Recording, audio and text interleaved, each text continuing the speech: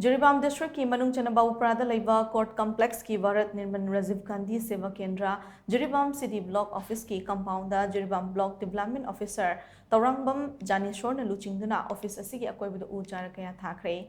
एक पेड़ माँ की नाम कैंपेन की सरुक मोइना चथखिबा उचारा थाबगी थोरमदुदा तौरांगबम जानेश्वर हाई काइथरक्लिबा महौसागी खल असिदा खरदंग ओइरबसु खनमंगमनबगी पांदमदा उचारा सिंग असि थाबनी मिपुम खुदिंगमक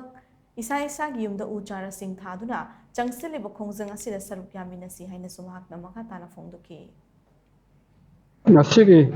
JIRIBAM city block to pangthokliba akhoi plan for mother campaign ek pet ma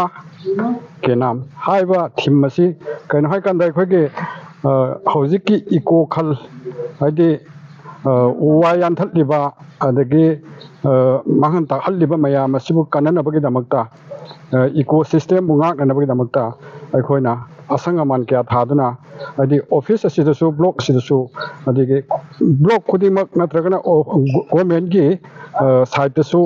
office khudimakta madi yumthong khudimakta plantation tawduna green revolution adi masigi kanaba mayam lominaduna project section khudimakna